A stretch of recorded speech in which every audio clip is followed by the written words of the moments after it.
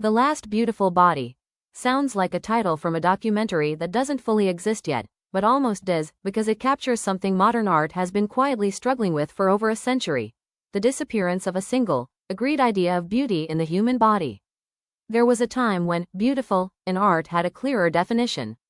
In classical sculpture, beauty was measured through proportion, symmetry, balance, and idealized anatomy. The human body was not just observed, it was refined into a system. Artists were not only depicting people, they were constructing perfection. But as art movements evolved, that single standard began to break apart. By the time we reach modern and contemporary art, the idea of a beautiful body is no longer stable. Instead of one ideal, there are thousands of interpretations.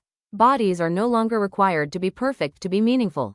They can be aging, distorted, fragile, heavy, awkward, or incomplete, and still carry artistic power. Artists like Lucian Freud rejected traditional beauty entirely. His portraits of flesh are dense, physical, and unidealized. Skin is not smooth, it is layered, textured, alive with weight and time.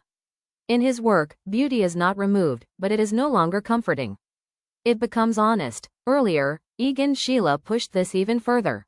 His figures are often tense, elongated, and emotionally exposed. They do not exist to satisfy visual pleasure.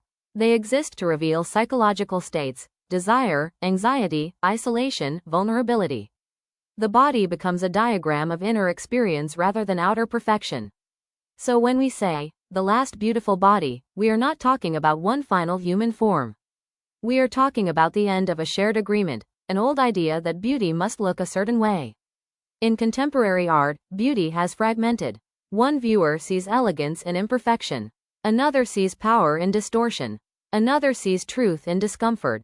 The body has stopped being a single standard and has become a field of interpretation. Photography and digital culture have accelerated this shift. The modern body is constantly edited, filtered, corrected, and reconstructed.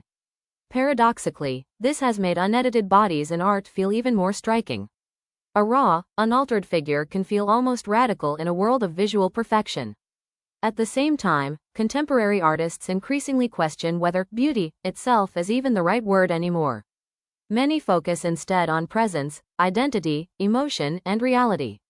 The body is not presented as something to admire from a distance, but something to encounter closely, sometimes uncomfortably closely.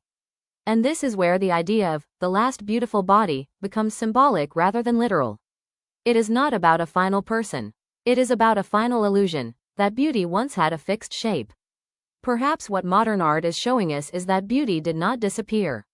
It multiplied. It fractured into experience, memory, identity, and perception. And the human body, once treated as a single ideal, is now many things at once: biological, emotional, political, fragile, powerful, ordinary, and extraordinary. So maybe there was never a last beautiful body. Only the moment we stopped agreeing on what beauty had to be.